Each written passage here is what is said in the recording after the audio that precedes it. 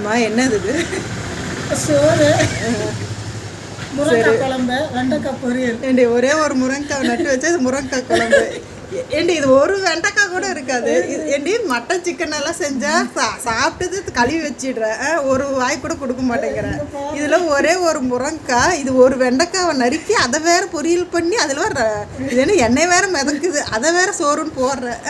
இங்க ஒரு வெண்டைக்காய், இங்க ஒரு வெண்டைக்காய், ரெண்டு சேர்த்தா ஒரு 5 கிராம் கூட இருக்காது. சோறு ஒரு 50 கிராம் இருக்கும். இதுக்கு ஒரு முருங்கைக்காய் குழம்புன்னு வேற பேரு. ஒரு முருங்கைக்காய் தான் இருக்கு. யாரை கேட்டு இது ஒரு பொரியலுன்னு பண்ணேன்.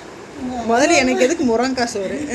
ஏண்டி முந்தா நாள் வரைக்கும் எல்லாம் சட்டி சட்டியாக கமுத்திட்டு ஒரு அநியாயத்துக்கு அப்பெல்லாம் கூப்பிடாம ஒரு கை சோறு ஒரு முருங்கைக்காய். நான் இதை கூட மன்னிச்சிடுவேன்டி. இது என்னடி நிஜமா என் பையன் கூட சாப்பிட மாட்டான்டி. அவன் சாப்பிட்டு மிச்சம் வைக்கிறதுடி.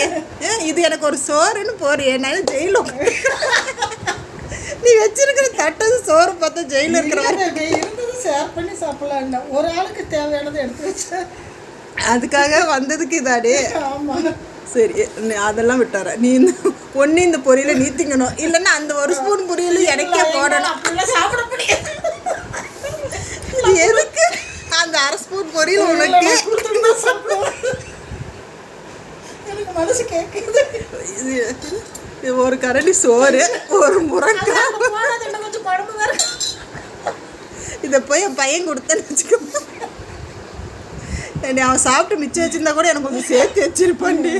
இது ஒரு சோறுன்னு போட்டு நீ வந்துட்டு ரிஜிஸ்டர் பண்ணிக்கிற, வந்தவளுக்கு சோறு போட்டேன்ட்டு.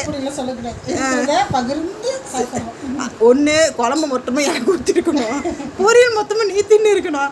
இந்த ஒரு வெண்டைக்காவை வந்துட்டு நீ பொரியல்னு வேற போடுற. இதெல்லாம் சாப்பிட்டு லாஸ்ட்டாக சாப்பிட்டு அங்கே ஆல்ரெடி யாரும் சாப்பிட்டு மிச்சம் வச்ச மாதிரி தான் இருக்குது. இல்லை, லாஸ்ட்டாக சாப்பிட்டா ஃபுல்லாக அதே சாப்பிட்ட மாதிரி ஃபீலிங் கொடுக்குறேன்.